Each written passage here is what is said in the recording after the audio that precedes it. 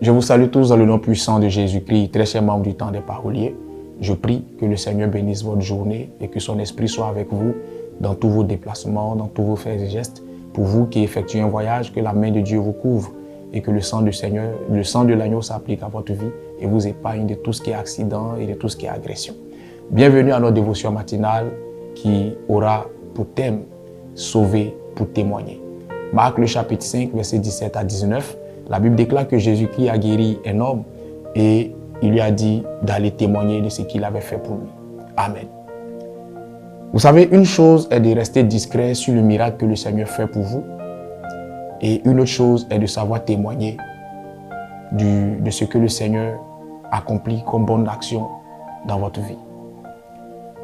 Rendre témoignage est une chose importante. Être capable de dire ce que le Seigneur a fait pour vous.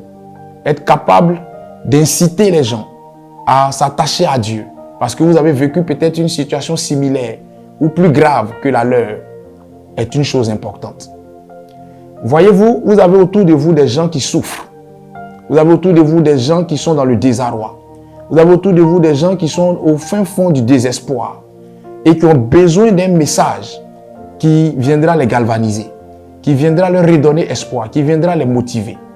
Mais si vous n'êtes pas capable de témoigner de ce que Dieu fait pour vous au quotidien, ou de ce que Dieu a fait pour vous à un moment donné de votre vie, ces personnes-là auront le sentiment que Dieu n'est pas fort, que Dieu n'est pas puissant, que Dieu n'agit pas.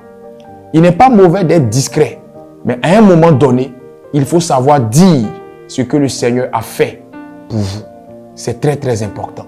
Parce qu'en vérité, nous sommes sauvés pour témoigner. Nous sommes sauvés pour sauver. Et la manière pour nous de sauver les autres est de témoigner de ce que le Seigneur a fait pour nous. Cela peut se faire à l'église. Cela peut se faire dans une conversation à deux. Cela peut se faire sur vos différents réseaux sociaux. Mais d'une manière ou d'une autre, apprenez à témoigner de ce que le Seigneur a fait pour vous. Ne gardez pas ces choses-là secrètes. Ne passez pas ces choses-là sous silence. Malheureusement, aujourd'hui dans l'église, les chrétiens sont plus focalisés sur ce qu'ils n'ont pas, plutôt que de se réjouir pour ce qu'ils ont. Plutôt que de témoigner de ce que Dieu a fait pour eux, ils sont plus focalisés sur ce que Dieu n'a pas encore fait pour eux. C'est-à-dire, on est un peu comme des enfants, excusez-moi du terme, on est un peu comme des enfants gâtés. Même quand on a ce qu'il faut, ou même quand on a le minimum, on estime que ce minimum-là n'est pas suffisant et c'est ce qu'on n'a pas qui attire notre attention. Il faut apprendre à rendre grâce à Dieu pour ce que vous avez. Cela va l'inciter à vous donner ce que vous voulez avoir. C'est une stratégie à apprendre à appliquer dans votre quotidien et dans votre marche chrétienne. Je prie que le Seigneur fasse de vous des témoins fidèles de l'évangile, des témoins véridiques de l'évangile. Parce que quand vous témoignez aussi, évitez de mentir, évitez d'ajouter votre grain de sel. Dites ce que le Seigneur a fait pour vous sans rien y ajouter, sans rien y retrancher. C'est très important. Que le Seigneur vous bénisse et que sa grâce soit sur vous. Dieu est bon en tout temps. Shalom chez vous.